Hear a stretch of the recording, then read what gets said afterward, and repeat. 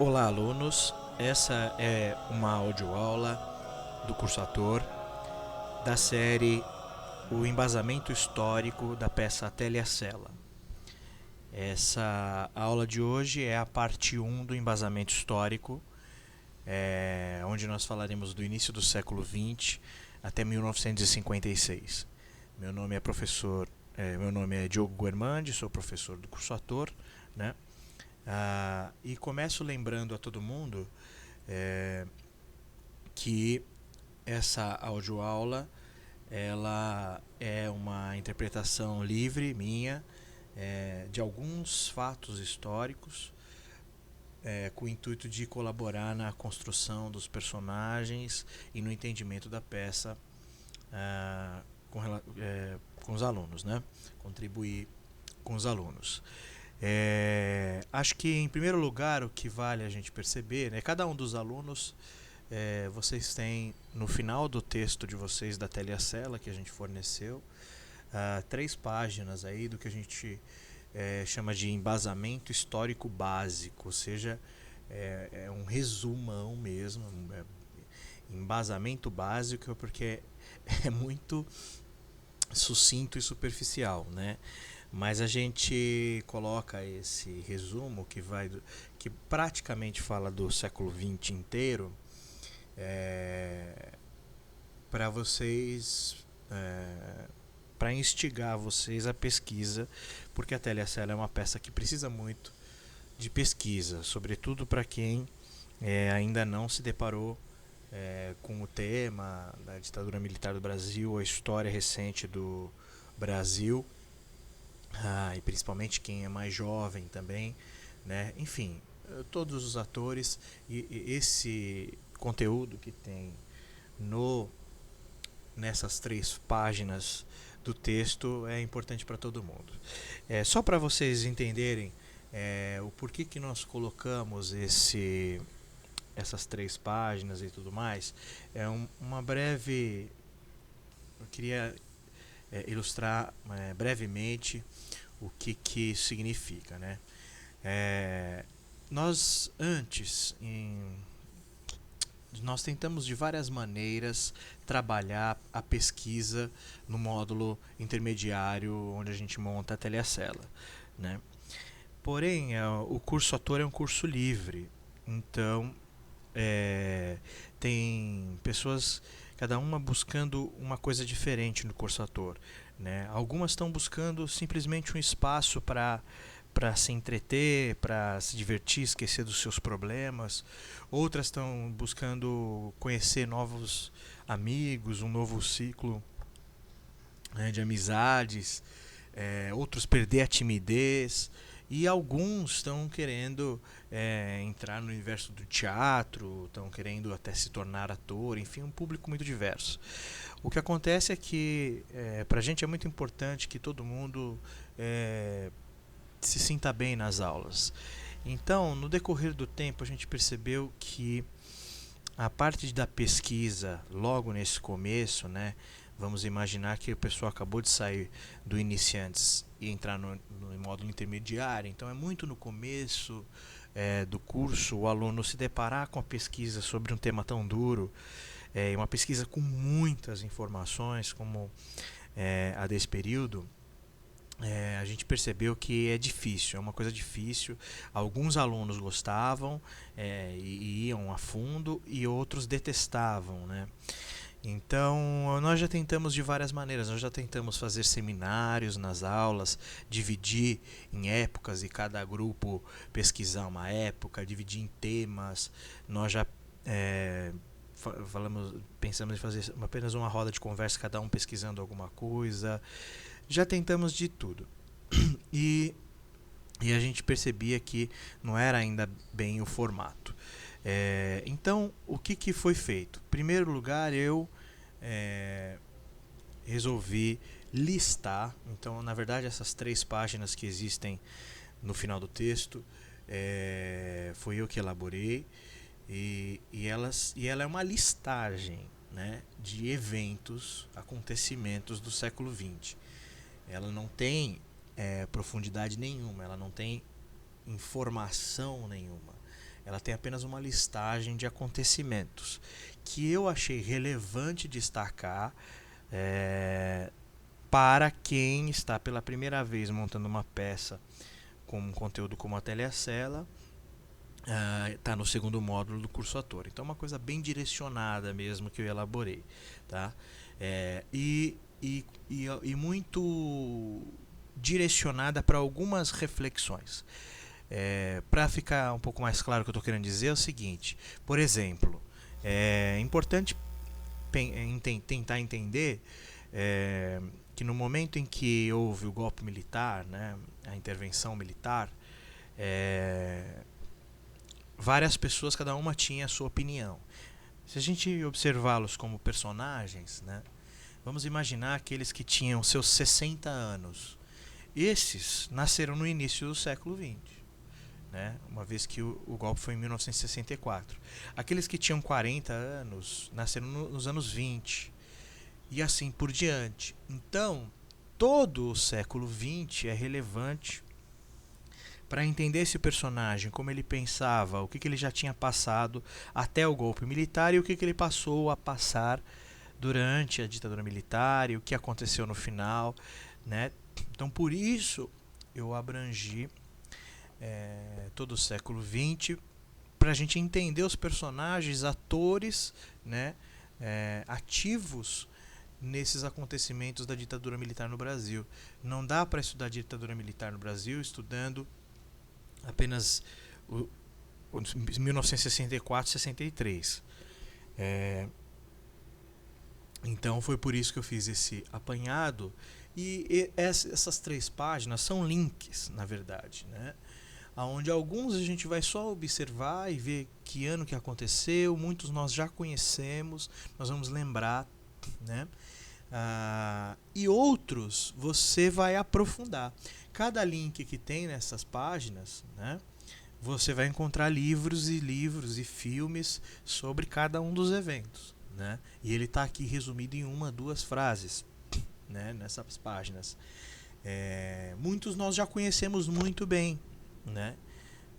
Então é para isso que serve essas 3 páginas. Eu vou fazer a leitura com comentários delas, né? Nessa primeira parte da audioaula, eu vou fazer a primeira página e assim sucessivamente. E eu estou fazendo a audioaula justamente para a gente ganhar tempo em aula para exercícios práticos, mas é muito importante que todo mundo ouça na íntegra essas audioaulas do embasamento histórico para ir criando repertório, se contextualizando dentro do nosso universo ali que é a Telecela. Tudo bem?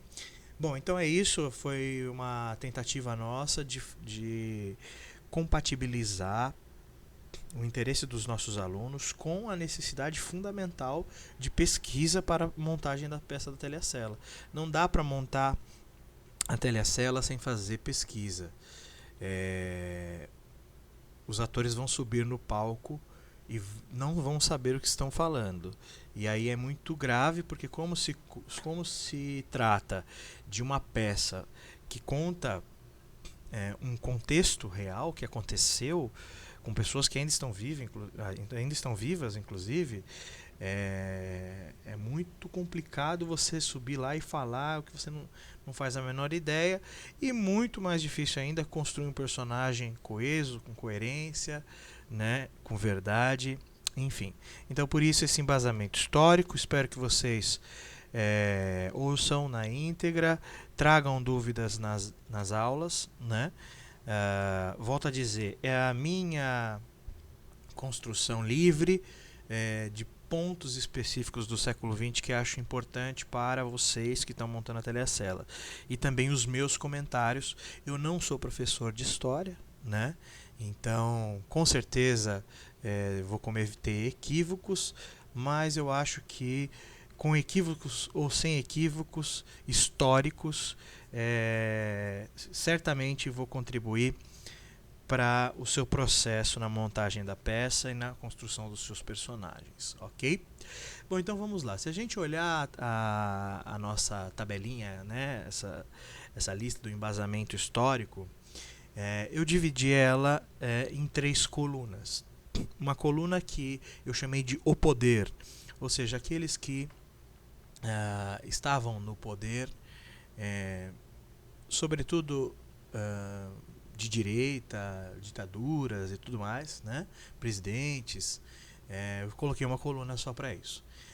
Depois eu coloquei uma coluna sobre a esquerda, né? Sobre o movimento comunista e tudo mais, uma vez que temos alguns personagens que são aí na telecela comunistas e tal. Eu coloquei uma coluna sobre a esquerda, e a coluna do poder tem mais a ver com a direita, né?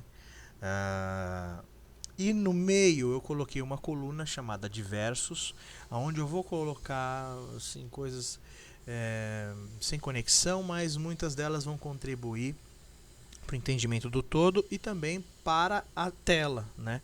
A parte da televisão vai aparecer nessa coluna. Tudo bem? Bom, então eu começo essa tabelinha falando de alguns pontos antes de 1930, né? Então eu vou lendo e vou comentando. Na coluna do poder tá lá, 1922, Mussolini chega ao poder na Itália. 1927, Vargas eleito presidente do Rio Grande do Sul. 1929, Stalin torna-se ditador na União Soviética. 1930, o militar Getúlio Vargas, com o apoio dos integralistas, dá o golpe de Estado e assume a presidência do Brasil, numa ditadura também. Diversos, né, na coluna dos diversos. 1918, fim da Primeira Guerra Mundial, a Alemanha sai derrotada e destruída. 1922, Semana de Arte Moderna. 1926, Hirohito torna-se imperador do Japão. 1929, queda da Bolsa de Valores de Nova York, crise do capitalismo. 1917, na coluna da esquerda, né? 1917, inicia a Revolução Russa, greve operária em São Paulo. 1922, é fundada com Lenin à frente a União Soviética, o primeiro Estado socialista. 1924, 2 anos depois, Lenin morre e começa a disputa pelo poder, vencida por Stalin em 28, como eu já disse, né? Veja, eu coloquei um monte de pontos aqui, mas eu quero apontar primeiro. Veja, no Japão, né, 1926, Hirohito torna-se imperador do Japão. Então a gente está falando de uma época em que ainda tínhamos imperadores, tá? É importante perceber isso, né? Nós que vivemos num regime predominantemente presidencialista no mundo hoje, né? A gente está falando que o Japão, em 1926, tornou lá o Hirohito ainda imperador. Ou seja, de um imperador para um ditador, há um avanço. Por incrível que pareça dizer isso, a ditadura era uma forma mais moderna de governabilidade, de governo, né, de poder, digamos assim, do que um imperador, que é uma coisa muito mais arcaica. Então a gente está falando desse período. E aí vários exemplos nós temos aí de ditadura. Então nós temos o Mussolini na Itália em 1922. Você vê que em 1922 aconteceu muita coisa. O Mussolini se torna ditador na Itália. Ao mesmo tempo, em 1922 é feita a Revolução Russa. Finaliza a Revolução Russa e é fundada a União Soviética, né, com Lenin à frente, criando o primeiro Estado socialista, e o Lenin morre 2 anos depois. E em 28 Stalin se torna também ditador da União Soviética, que vai ficar muitos anos na União Soviética, também como um ditador de um Estado comunista, socialista. Nós vimos também que nesse momento, veja, em 1922 também acontece a Semana de Arte Moderna do Brasil. O que isso significa? Significa que vários artistas que vão se tornar importantíssimos para a cultura no Brasil, a arte, a poesia, a literatura, né, entre outros, montam no Brasil. Vocês já ouviram falar da Semana de Arte Moderna, né? Uma semana que vai mudar muita coisa, né? E essa arte moderna, eles trazem influências das vanguardas europeias modernas. Nessas vanguardas europeias modernas, muitos dos artistas eram comunistas, né? Então, muitos dos princípios comunistas vão vir também para o Brasil, e a Semana de Arte Moderna vai ter algumas manifestações disso, né? Então, no Brasil também já temos nesse momento, até antes desse momento, nós já temos vários núcleos comunistas, marxistas, digamos assim, né?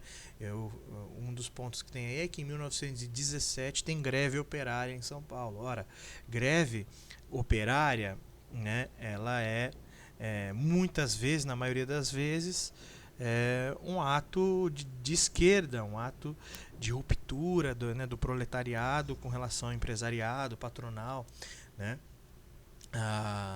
Então a gente já tem nesse começo, no Brasil mesmo, grupos de esquerda, que é importante perceber. E a gente tem várias ditaduras, inclusive no Brasil, né? Você vê que o Getúlio Vargas foi eleito presidente do Rio Grande do Sul, que tinha, e ainda até hoje tem alguns adeptos de um movimento separatista, de se tornar um país separado do Brasil. Getúlio Vargas tinha sido presidente do Rio Grande do Sul, e depois, em 1930, ele assume a presidência do Brasil como também um ditador, né? Só que nesse momento as ditaduras, elas não têm o mesmo status que tem hoje em dia. Hoje em dia nós abominamos uma ditadura, né? A opinião pública, digamos assim, mundial. É óbvio que existem ainda pessoas que querem ditadura, né? E algumas que nem sabem do que se trata a ditadura, mas falam que querem. Mas hoje a opinião pública mundial é contrário a uma ditadura, né? E nesse momento aí a coisa ainda é meio esquisita, né? Ninguém sabia muito bem se era bom ou ruim uma ditadura, né? Ruim, tudo bem, mas é melhor ou pior do que tinha antes? Você entende? Era uma coisa mais ou menos assim. Então é isso que é importante perceber. E o início da União Soviética, que vai se tornar o maior país do mundo, digamos assim, ao mesmo tempo em que a gente tem a queda da Bolsa de Valores de Nova York, com uma das maiores crises do capitalismo em 1929. Então veja, no Ocidente a gente tem a crise do capitalismo, uma crise muito aguda, né, da queda de Bolsa de Valores de 29, que todo mundo deve conhecer, né? E ao mesmo tempo no Oriente a gente tem um gigantesco Estado socialista se formando, tá? Então é importante ver esses movimentos, ok? Esses são os pontos aí que eu considero importante ressaltar. Aí vamos conversar agora da faixa de baixo da tabela, que fala de 1930 a 1945. Falando da coluna do poder, né? Vamos lá. 1932, o advogado Getúlio Vargas cria o Código Eleitoral, tornando o voto secreto, obrigatório e incluindo as mulheres. 1933, Getúlio é eleito presidente, democraticamente. 1934, Getúlio diminui de 12 horas para 8 horas por dia a jornada de trabalho. 1935, aumenta a repressão. 1937, Estado Novo, ditadura novamente de Getúlio à frente. Tortura, censura e partidos suprimidos, muito parecido com a ditadura militar da época da nossa peça, tá? 1940, Getúlio cria o salário mínimo, não existia salário mínimo antes de 1940. Ou seja, as pessoas pagavam quanto queriam de salário, né? Desde que tivessem pessoas precisando de trabalho, elas podiam pagar quanto queriam. 1941, o Brasil fica ao lado dos Estados Unidos após apoio financeiro na construção da usina de Volta Redonda, isso com relação à Segunda Guerra Mundial, né? Vou dar uma pausa aí, depois eu volto para essa parte a partir de 1940, mas acho importante a gente perceber a habilidade do Getúlio Vargas, né? Não cabe a gente discutir, ficar refletindo nesse momento se o Getúlio Vargas foi um bom homem, um mau homem, ou os dois, um bom presidente ou um mau presidente. Agora, com certeza é importante perceber que esse cara, Getúlio Vargas, que foi um ditador 2 vezes, né? Um cara que estimulou a repressão, institucionalizou a repressão, a censura, suprimiu partidos. Esse mesmo cara, esse ditador, ele era um cara muito habilidoso com relação às demandas populares. Então veja, ele regulariza o voto, tornando ele secreto, obrigatório, incluindo as mulheres, né? Ou seja, um ditador que também amplifica a participação popular num processo democrático, que é o voto. E aí, em seguida, é eleito presidente. Ele diminui de 12 horas para 8 horas a jornada de trabalho, né? Então, veja, imagine que você trabalhasse 12 horas e o presidente diminuísse para 8, você vai ficar muito a favor desse presidente, né? Então vamos observando essa capacidade do Getúlio de articulação, né? Ele cria o salário mínimo, ou seja, aqueles trabalhadores de trabalhos mais rudimentares, menos especializados, né? Que era a grande parte da população brasileira nesse momento, né? Esses trabalhadores, vamos dizer assim, tinha que comer o pão que o diabo amassou. Se eles precisassem de trabalho, eles tinham que se submeter a qualquer condição. E o Getúlio Vargas cria o salário mínimo. Tudo bem que esse mínimo naquela época era muito mínimo, né? Era muito ridículo, mas ele cria essa base, esse piso, né? Então é importante perceber isso. Vamos para a coluna do Diversos. Olha lá.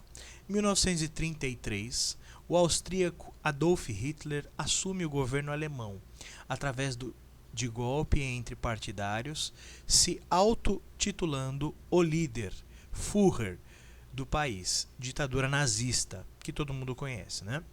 1930. Bom, aí antes de eu continuar, é importante perceber que o Hitler assume em 1933 o Estado nazista, né? E no quadrante anterior a gente viu que em 1918 foi o fim da Primeira Guerra Mundial, com a Alemanha derrotada e muito destruída. A Alemanha, depois da Primeira Guerra Mundial, ela vai entrar numa crise profunda, né, de desemprego, e uma crise muito profunda e que não vai se resolver tão facilmente. E é nesse momento, nessa oportunidade de uma Alemanha muito frágil, que vai surgir um líder, né, através aí de golpes entre partidários e tudo mais, chamado Adolf Hitler, e que vai ter o apoio de muitos alemães, né, porque todos precisavam, né, de uma esperança, de um líder que trouxesse esperança. Então é importante perceber aquela coisa da ocasião faz o ladrão, né? A necessidade de um povo pobre levanta um líder nazista, né? Então é importante perceber isso, porque às vezes a gente vivencia ocasiões parecidas ou de outros países, né? Tá? Mas tudo bem, vamos lá. E isso também vai acontecer um pouco no golpe militar da Telecel. Mas vamos lá. 1936, primeira transmissão de TV pela BBC. Então a primeira transmissão que teve televisiva foi em 1936. Então é importante para quem for fazer, né, a tela, lembrar esses dados, né? Quando a televisão chegou no Brasil, a gente já vai ver logo logo, para saber mais ou menos onde está se situando. Não falar, não, eu trabalho na televisão há 50 anos. Não trabalha não, porque não existia televisão, né? Então, 1936 é a primeira transmissão aí na BBC. 1939, Hitler invade a Polônia, início da Segunda Guerra Mundial. Então, 39 começa a Segunda Guerra Mundial, que todo mundo conhece, né? 1940, alemães invadem Paris, né? 1941, ataque japonês a Pearl Harbor, e aí os Estados Unidos entra na guerra contra o Japão, a Alemanha, né? Os nazistas. 1944, dia D, que é um dia que foi muito encenado no cinema, né? 156 mil soldados invadem a Normandia, né? 23.500 de paraquedas, uma nuvem de soldados descendo de paraquedas, 23.500 soldados, né? Em 1945, fim da guerra, da Segunda Guerra Mundial, com a autorização do presidente Harry Truman dos Estados Unidos, que autoriza a explosão da bomba atômica em Hiroshima e Nagasaki, matando cerca de 200 mil civis, né, no Japão. Voltando para a coluna do poder, eu estava falando que o Brasil fica do lado dos Estados Unidos após o apoio financeiro na construção de usina de Volta Redonda. O Getúlio Vargas tinha muita afinidade com os governos totalitários, sobretudo o italiano Mussolini. Mas quando os Estados Unidos ele entra na guerra, ele financia uma usina no Brasil e fala, eu financio se você ficar no meu lado na guerra. E aí o Brasil muda de vira casaca, né? E essa virada de casaca, ou seja, o Brasil ter ficado ao lado dos Estados Unidos na Segunda Guerra Mundial por conta do financiamento da usina de Volta Redonda, ela é muito importante, porque a partir daí o Brasil e o governo dos Estados Unidos vai criar uma parceria diplomática que vai influenciar também no golpe militar no Brasil, tá? 1943, no poder, o Getúlio Vargas cria a CLT, que garante as leis trabalhistas, né? 1945 surge a UDN, o PTB e o PSD, partidos, né? E em 1945 também o Exército derruba a era Vargas. Veja que o Getúlio Vargas, agora eu vou falar sobre dois pontos cruciais, né? Primeiro, com relação no Brasil ao Getúlio Vargas, um cara extremamente habilidoso, né? Que foi um ditador, mas que soube vamos dizer assim, agradar ou atender às demandas populares de certa maneira, de um país que era muito pobre nesse momento, muito pobre mesmo. E ele cria as leis trabalhistas, 13º, férias remuneradas, o registro, né, o fundo de garantia, já tinha criado o salário mínimo, já tinha diminuído a jornada de trabalho de 12 para 8 horas, já tinha criado o voto obrigatório, incluído as mulheres. Veja, as pessoas, é muito comum, quem vivenciou o governo de Getúlio Vargas, né, hoje em dia nem são tantas pessoas assim, mas eu me lembro nos anos 90, 80, muitas pessoas falarem, olha, o melhor presidente que o Brasil já teve foi o Getúlio Vargas, né, eu gostaria que ele voltasse. Isso é importante a gente perceber, porque o Getúlio Vargas foi um ditador, né? E as pessoas idolatram ele, né? Mesmo ele tendo sido um ditador. Então isso é importante, assim, a gente perceber do porquê que aconteceu o golpe militar em 64, né?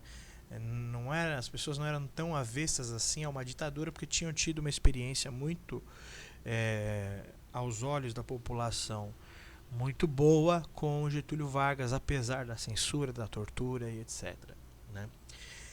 Outro ponto que eu quero dizer aqui, que a gente viu aqui da Segunda Guerra Mundial, né, é que, em primeiro lugar, os Estados Unidos vai entrar para valer no seu combate a ditaduras, usando aí a premissa da Segunda Guerra Mundial, usando Hitler como um símbolo de todas as ditaduras, né? E, e vai combater a ditadura na Europa. Mas é importante perceber que isso depende, né, do que lhe convém. Que aí ele vai apoiar uma série de ditaduras na América Latina mais pra frente que a gente vai perceber. Um fato que chama muita atenção também e que rompeu muito com um pensamento, uma linha de pensamento que vinha até o século XX, o meados do século XX, foi as bombas nucleares, né? Vocês já devem ter ouvido falar, estudado na escola, o iluminismo. O iluminismo, ele surge lá na época da Revolução Francesa, né? E ele vai se desenvolvendo ao longo também do período das revoluções industriais e tal, como uma premissa de que o conhecimento, como a luz, né? A luz, o conhecimento, vai salvar o homem das trevas. Tá? Então, o conhecimento, a ciência, as máquinas criadas pelos homens vão fazer com que eles precisem trabalhar menos, que eles tenham mais conforto, que eles melhorem a sua saúde, que eles vivam mais e etc e tal. Então essa era uma premissa que vinha do iluminismo, uma corrente muito forte de progresso e tudo mais. E quando, meados do século XX, ali, na Segunda Guerra Mundial, estoura a bomba em Hiroshima e Nagasaki, uma bomba nuclear que foi feita justamente através do aprimoramento do homem na ciência, né? Teoria da relatividade, não sei o que lá e tal, a matemática muito aprofundada, a química, a física geram uma bomba nuclear, duas bombas aí que matam 200 mil civis com apenas um apertar de botão. Aí é nesse momento em que, e também outros exemplos mais pontuais, assim, mais, vamos dizer, em menor escala, em menor poder de fogo do que uma bomba nuclear, mas tão emblemáticos quanto, são as câmaras de gás projetadas pelos engenheiros, né, no Holocausto. Também ali os engenheiros, eles quebravam a cabeça para construir edifícios, né, ali, máquinas que matassem o maior número de judeus com menor custo, né. Nesse momento disso tudo, o mundo da ciência, dos intelectuais e tal, começam a questionar o porquê do conhecimento, né? Assim, legal, conhecimento é bacana, mas para que eu quero ele, né? Não basta eu apenas dominar o conhecimento, mas eu tenho que ter um propósito humanitário para esse conhecimento. O conhecimento pelo conhecimento é o conhecimento pelo poder, né? Então, nesse momento, como inicia, assim, de certa maneira, uma ruptura do pensamento iluminista, uma descrença com relação ao fato do conhecimento, da máquina melhorar a vida do homem, né?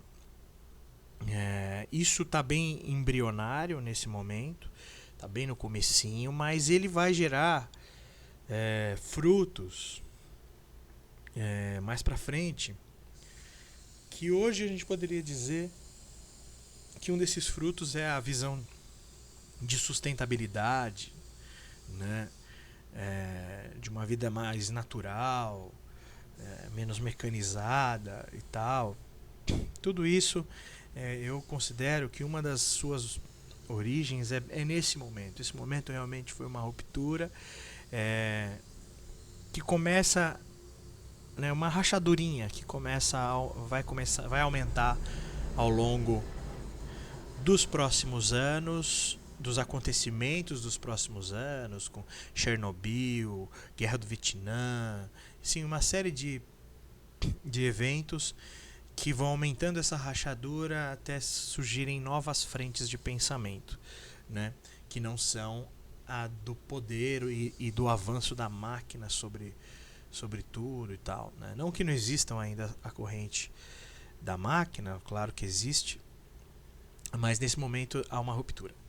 Vamos ver a coluna da esquerda, olha lá, 1932, revolta constitucionalista, 1935 em São Paulo, né? Com o apoio de Luiz Carlos Prestes, surge a ANL, com o apoio do Partido Comunista PCB, contra o fascismo. A intentona comunista ANL e PCB tentam uma revolta fracassada. Veja, aí já são grupos comunistas no Brasil, 1932 e 35, já ativistas, né? Ativistas aí com revoltas e tal.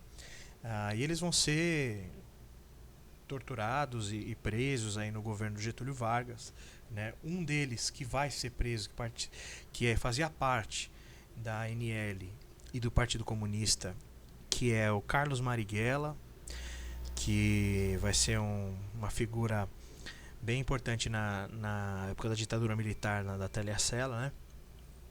Nesse momento ele já participava dessa revolta e já foi preso também pelo Getúlio Vargas, torturado e tudo mais.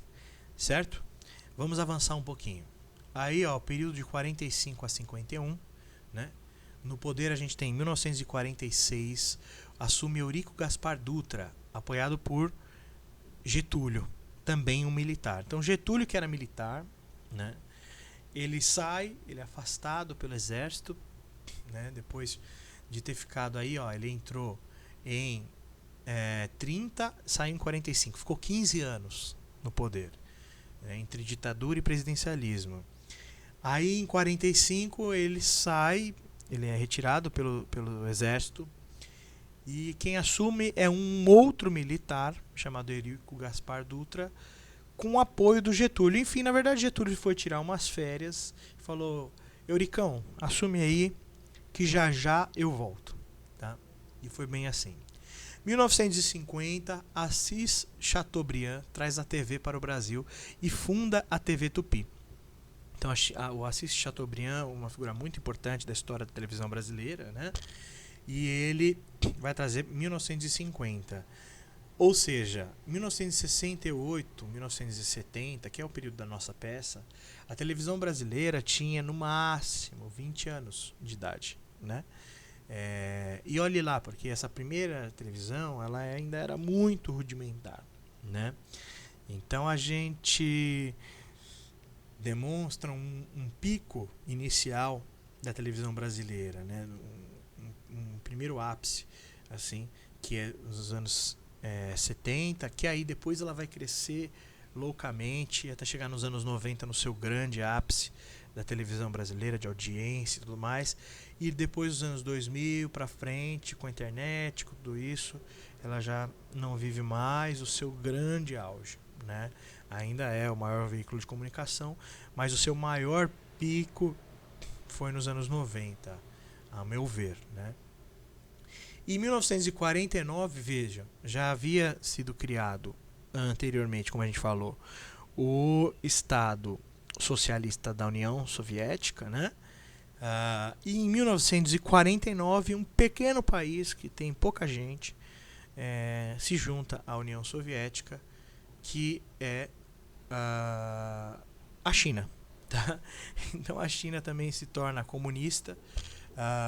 E aí o que a gente pode visualizar é o seguinte: o Ocidente capitalista, né, vivenciou uma crise em 29 e uma grande guerra crescendo muito fortemente, tanto que a Alemanha vai se tornar também uma parte comunista depois disso, né? E agora com a China também dentro dessa parte, ou seja, no Oriente, uma parte do hemisfério, né, terrestre se tornando comunista. Tá? É importante ver esse movimento, né? Porque o Brasil, antes de ter a intervenção militar, o golpe militar em 1964, ele o que eles diziam é que ele poderia se tornar comunista. Talvez pudesse mesmo se tornar comunista, né?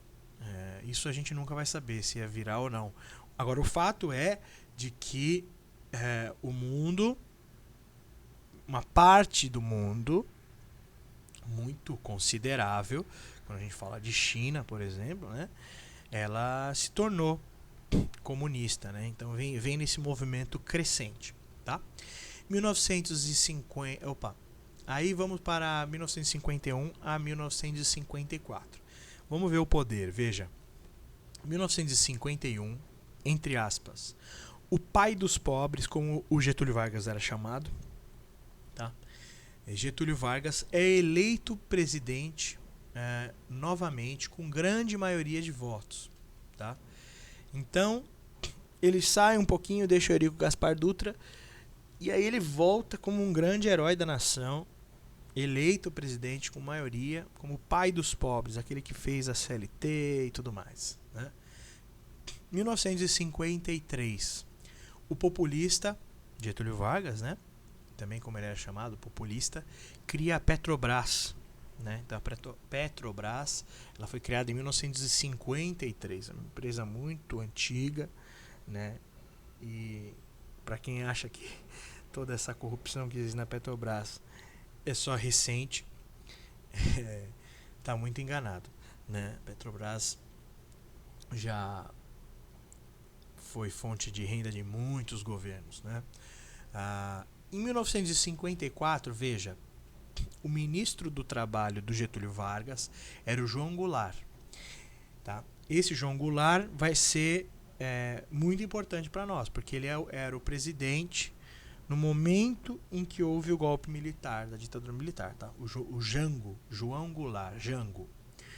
O João Goulart, ele era ministro do Trabalho do Getúlio Vargas nesse governo aí de 51.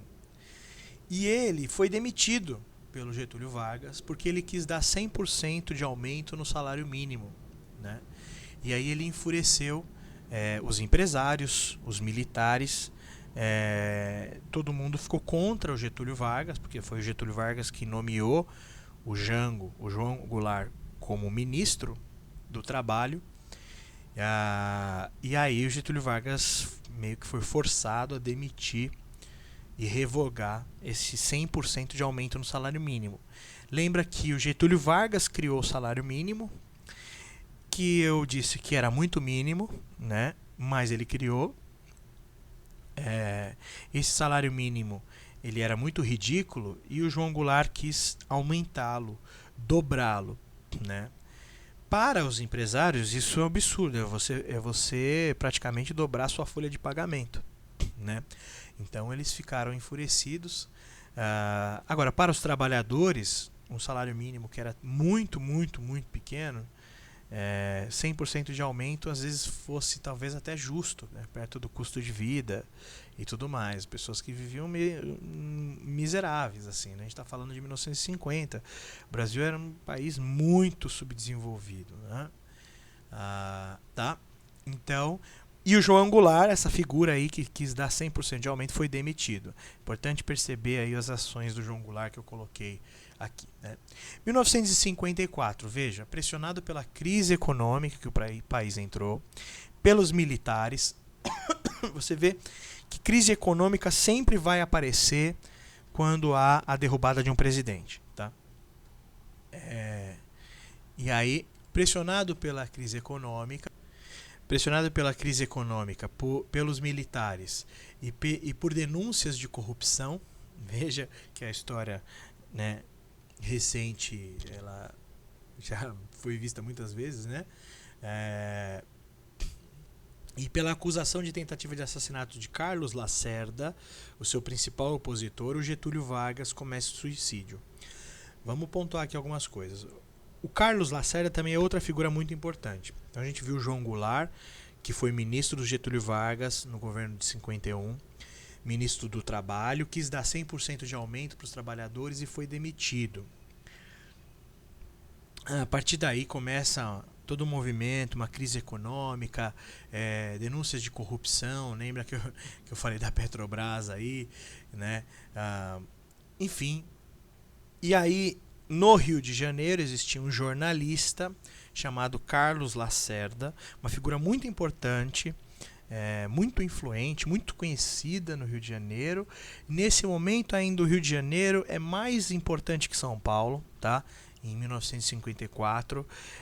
São Paulo, em 1954, está chegando no mesmo tamanho que o Rio de Janeiro, e dali para frente vai começar, né, nos anos 60, 70, vai passar o Rio de Janeiro, e aí sim vai se expandir de forma muito rápida, para hoje ser uma cidade muito mais importante, em termos econômicos, por exemplo, e políticos, do que o Rio de Janeiro.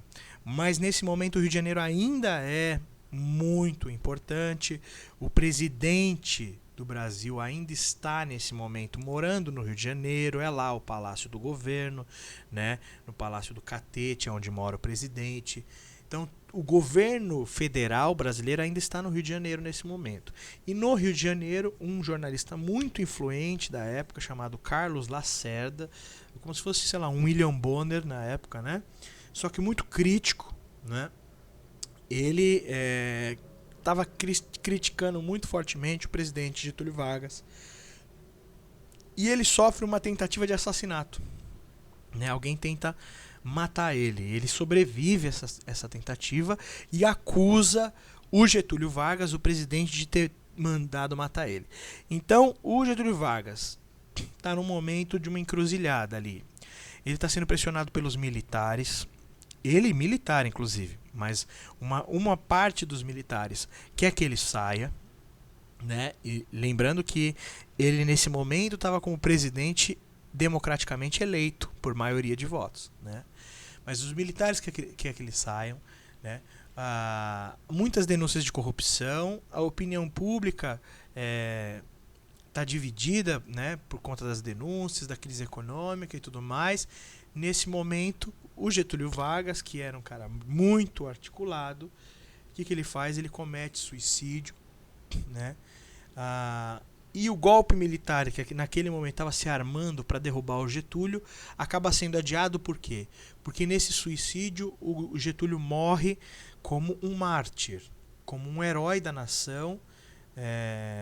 Por quê? Porque ele deixa uma carta a testamento, falando por que ele se suicidou, uma mensagem para os brasileiros e tudo mais. E o seu funeral é gigantesco. As pessoas vão para a rua acompanhar o funeral, ficam comovidas pela morte do Getúlio Vargas e tudo mais. Ele vira um herói nacional, né? Então, além dele já ter sido herói, nas medidas populistas que ele foi criando a cada ano, né? Ele foi lá, e quando havia insatisfação da população contra ele, ele vai lá, cria uma medida e todo mundo fica feliz. E criou coisas importantíssimas, né? Ele já tinha esse status de um grande presidente para a população, para o povo, digamos assim, né? E quando ele morre, se suicida, deixa a carta, e ele se consolida como um grande presidente, que foi um dos grandes ditadores no Brasil.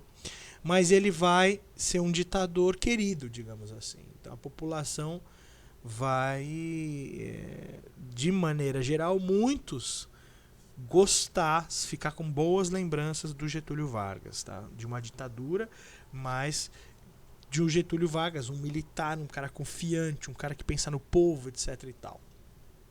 E aí o golpe militar que estava se armando para esse momento fica inviável pela comoção da população, né? Que se houvesse um golpe militar agora, ela ia perceber, né, e ia ficar contra, achar que foi por conta desses militares que o Getúlio Vargas se matou, e aí ia ficar muito complicado a governabilidade, certo? Vamos ver no meio agora muita coisa interessante no Diversos. 1952, Gene Kelly estreia Cantando na Chuva.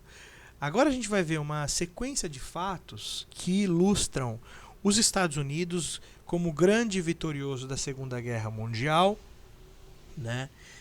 E que vai fazer muito dinheiro e vai emancipar sua cultura para o mundo. Por quê? Muitos países derrotados vão precisar dos auxílios dos países vencedores. Dentre eles, os Estados Unidos é o vencedor. Então, os Estados Unidos vai disseminar aí a sua economia para vários países e também a sua cultura. Dentro da sua cultura, aqui a gente tem um exemplo da indústria cinematográfica que tem o seu começo, assim, aqui que já começa a ficar muito maciça, né, muito grande. Ela já é anterior a 1952 e esses anos 50 vão dar um boom enorme. 1953 é descoberto a estrutura molecular do DNA, também nos Estados Unidos. Tá? Então agora vai acontecer muitas coisas nos Estados Unidos e vai iniciar aí uma competição entre os Estados Unidos e a União Soviética com relação à tecnologia e ciência. Né? 1954, primeiro transplante de órgão é feito em Boston. Tá? Então a medicina avançando. 1954 também, Elvis estoura mundialmente com seu rockabilly. Então, um grande músico da história da música norte-americano vira febre no mundo inteiro. Né? Os anos 50 foram marcados pelos carros, pelo cinema, pelo rock and roll, pelas estrelas de cinema como Grace Kelly, Marilyn Monroe e Brigitte Bardot. Tá? Então essa emancipação da cultura norte-americana que começa nesses anos. Tá? Vamos ver a esquerda. 1953 inicia a Revolução Cubana. Veja só. Aí, enquanto o regime socialista, né, estava lá no Oriente, isso era uma coisa. Né? Então os Estados Unidos monitorava, né? E tudo bem. Quando inicia a Revolução Cubana, ali no pezinho dos Estados Unidos, para Cuba se tornar um estado socialista, aí já é um grande perigo, porque é um sinal muito forte de que o marxismo, o comunismo, está vindo para o Ocidente. E isso para os Estados Unidos é um grande problema. Os Estados Unidos se constrói ao longo da sua história com uma outra lógica, a lógica do capitalismo, né? Do empreendedorismo, do mercado, das empresas que surgem pequenas e ficam grandes, das promessas de liberdade econômica, que nos Estados Unidos você pode começar um negócio e de repente virar um milionário. Esse é o modus operandi dos Estados Unidos desde a sua fundação, das explorações das terras indígenas lá, né, do ouro, enfim. Os Estados Unidos tem uma cultura, sempre teve essa cultura do empreendedorismo, do capital, dos negócios, sempre teve, desde a sua origem, né? E mesmo nos regimes escravistas, né? E o comunismo, ele rompe com tudo isso, né? O comunismo é um estado muito forte, controlador, e as pessoas elas não têm salário, elas não têm propriedade, por exemplo, né? Você quer ver uma das coisas mais importantes para um norte-americano é o direito à propriedade, né?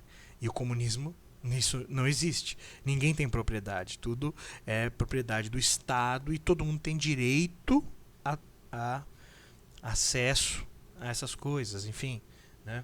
Então é totalmente oposto à filosofia dos Estados Unidos e os Estados Unidos que nesse momento estava começando uma emancipação do seu capital muito forte como vencedor da Segunda Guerra Mundial, né? Então aí há um atrito, um conflito, vamos dizer assim, uma luz vermelha que se acende lá no Pentágono americano, que é a Revolução Cubana. Né? 1953, morre o líder supremo da União Soviética, Joseph Stalin, que ficou no poder 25 anos. Estima-se que durante o seu regime foram cerca de 15 milhões de mortes por execução, fome e guerras. Então tem aí uma imagem do Stalin. E veja, mesmo num governo de esquerda, né? Se pode dizer um governo de esquerda, mas um governo socialista da União Soviética, um ditador que ficou 25 anos e que fez um regime muito sangrento, repressor, com tortura também, né? Num regime socialista. É importante a gente perceber esses pontos, porque a Telecela, ela não é vamos dizer assim, uma peça comunista, né? Ela humaniza, com certeza, alguns personagens ali que são comunistas. Ela humaniza eles, né?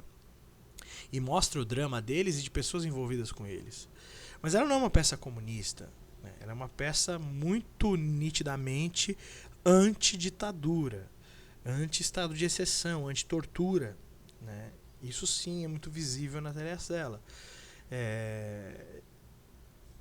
E por que eu estou falando isso? Porque a gente pode ver aqui na União Soviética um ditador também, né? Um grande ditador que ficou 25 anos no poder, né?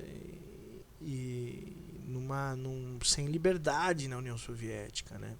Então a gente também tem, não importa se é um regime de direita como o de Mussolini, o fascismo, né? Ou como a União Soviética do Stalin, são regimes totalitários que é onde a liberdade individual é cerceada, né? A tortura, a censura, a falta de liberdade de ideias, né? Contraditórias, né? Então tudo isso também aparece, certo? E vamos para a nossa última faixa dessa primeira parte, que é a faixa de 1954 a 1956. 2 anos aí em que aconteceu bastante coisa.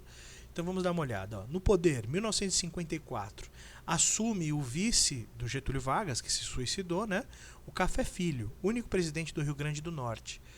E sai por problemas de saúde em 1955, assumindo o Carlos Luiz, presidente da Câmara, né? Então aí o presidente da Câmara, lembra que nós tivemos no ano passado conflito no ano passado e retrasado, entre o Eduardo Cunha e a Dilma Rousseff, né? E Eduardo Cunha poderia se tornar, com impeachment, o presidente do Brasil, né? Porque ele era o presidente da Câmara dos Deputados. E quando o vice e o presidente não podem assumir, assume o presidente da Câmara, depois o presidente do Senado. E isso já aconteceu na história do Brasil, né? Então a gente viu lá que com crise econômica, denúncias de corrupção e a mídia, vamos dizer assim, representada por Carlos Lacerda, que era o jornalista que eu falei do Rio de Janeiro, muito crítica em cima de Getúlio Vargas cai. Nesse caso, não como impeachment, como a Dilma, mas como o suicídio, né? Aí assume o Café Filho, só que o Café Filho acaba tendo problemas de saúde, que era o vice, e assume o Carlos Luiz, presidente da Câmara. Então foi um momento em que o presidente da Câmara assumiu sim a presidência, tá? 1955 é eleito, aí tem novas eleições, é eleito o médico também militar, então todos eles militares, né? JK, o Juscelino Kubitschek, né? Com o vice João Goulart. Opa!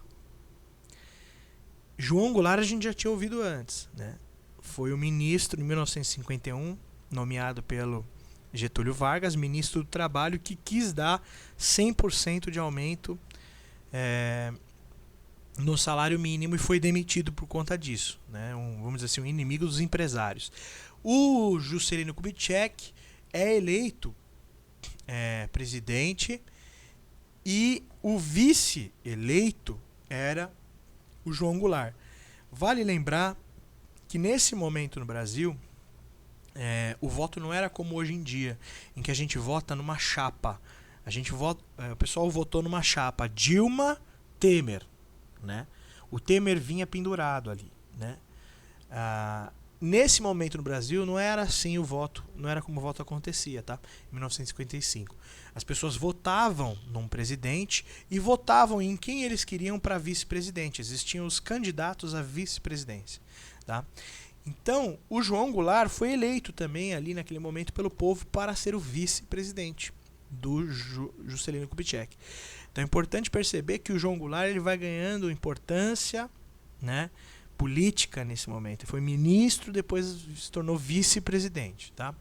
Só que o Juscelino foi eleito com 36% dos votos, não foi maioria, né, absoluta, e por isso o Carlos Luiz, que era o presidente da Câmara, não queria deixar ele assumir, entendeu? Então é como se o Eduardo Cunha não quisesse deixar, virasse presidente e não quisesse deixar o outro presidente eleito, porque teve 36% dos votos, né? Mais do que os outros candidatos, mas não foi a maioria da nação, mais de 50%. E aí como se o Eduardo Cunha não quisesse deixar o presidente eleito assumir o cargo, né? E aí esse Carlos Luiz, que era presidente da Câmara na época, que estava como presidente e quis impedir o Juscelino, ele foi deposto, tá? Ele perdeu ali o cargo e foi deposto, certo? Vamos ver aqui, ó, 1955, olha coisas que vão aparecer na televisão brasileira, né? Já. Pelé é contratado por um time de futebol do Exército, 1955. 1957 a 68, o Pelé é o artilheiro do Campeonato Paulista em 10 anos seguidos. 10 anos seguidos. Sendo que em 1958 foi o maior artilheiro, marcando 58 gols. E em 1959 foi o maior artilheiro em uma temporada com 126 gols. É muito gol. Isso para quem conhece futebol sabe que isso é muito gol numa temporada, em um ano, né? E o Pelé vai ser um cara que todo mundo vai querer ver na televisão, né? O futebol, né? Não tem o futebol na telecela, mas poderia ter, né? Mas seria mais difícil de representar, né? Mas não tem.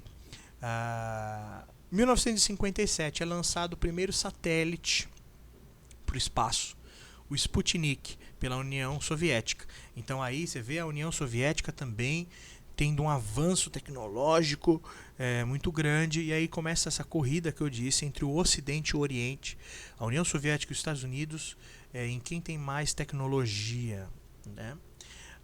Em 1955, dentro dessa disputa, começa a Guerra do Vietnã entre a União Soviética e os Estados Unidos.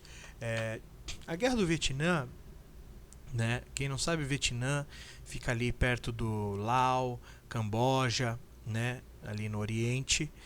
E esses países que ficam ali ficavam embaixo da União Soviética, o Vietnã, ele estava dividido, né? A população do Vietnã, alguns queriam fazer parte da União Soviética e outros não. E havia ali um conflito, e os Estados Unidos entram numa guerra para apoiar aqueles que querem o Vietnã independente, contra aqueles que querem que o Vietnã se anexe, né, faça parte da União Soviética, o maior estado do mundo naquele momento, estado socialista. E aí temos uma guerra. Veja o que vai ser essa guerra, que vai durar muitos anos, e a gente vai ver ela aqui nos quadrinhos para frente acontecendo. É uma guerra entre duas grandes potências que estão descobrindo o DNA, que estão mandando satélite para o espaço e tal. Duas grandes potências que vão usar seus poderes militares, que são muito fortes, num paísinho de merda que é o Vietnã naquele momento, o Laos também, Camboja, naquela região. Eles vão fazer a guerra naquele lugar. Na verdade, era uma guerra entre a União Soviética e os Estados Unidos, mas que eles não vão guerrear nem dentro da União Soviética e nem nos Estados Unidos. Tá? Então isso é uma coisa muito aí a opinião do professor, né, muito escrota, que aconteceu no século XX, que é: eu estou guerreando com você, mas não vamos guerrear na minha casa, que eu não quero que desorganize a minha casa. Também não vamos guerrear na sua, né? Que vamos fazer o seguinte: vamos pegar um paizinho de merda e vamos fazer essa guerra lá. E a gente vai ver que, apesar dos Estados Unidos lá na frente recuar, porque não consegue guerrear num país tropical ali e tal, né? Tem até os filmes do Rambo lá, os filmes do Rambo é a redenção, porque é um americano que mata todo mundo, né? Lá na Guerra do Vietnã. Por quê? Porque os americanos não conseguiram ganhar a Guerra do Vietnã, a gente vai ver mais pra frente. Agora, eles não conseguiram porque eles não estavam conseguindo vencer e eles recuaram por uma pressão interna dos Estados Unidos, na verdade, tá? Agora, com certeza o maior derrotado foram os vietnamitas e as pessoas que moravam no Laos, né, na Camboja. Hoje você vai na Camboja, que tem de pessoas mutiladas por conta das minas que ficaram no país, pessoas sem perna, sem braço. Muitas pessoas, a maioria da população é jovem, não tem velhos, né? O número de vietnamitas que morreu foi muito maior do que soldados americanos, apesar dos americanos terem perdido. Enfim, mas começa essa guerra de fato entre os Estados Unidos e a União Soviética. Então eles estão guerreando, né, na guerra chamada Guerra do Vietnã, tá? Bom, a gente para por aqui essa primeira parte. Em breve, se você ouçam aí a audioaula parte 2 do embasamento histórico, que a próxima aula a gente já vai entrar bem no momento em que há o golpe militar, tá bom? Então, bom estudo para vocês. Se houve algum link que eu falei aqui que você não conhece, dá uma pesquisada. Hoje com a internet isso é muito fácil, veja imagens, vídeos, né? E fique por dentro aí, porque isso vai ajudar bastante você no seu processo no módulo, tá ok? Grande abraço!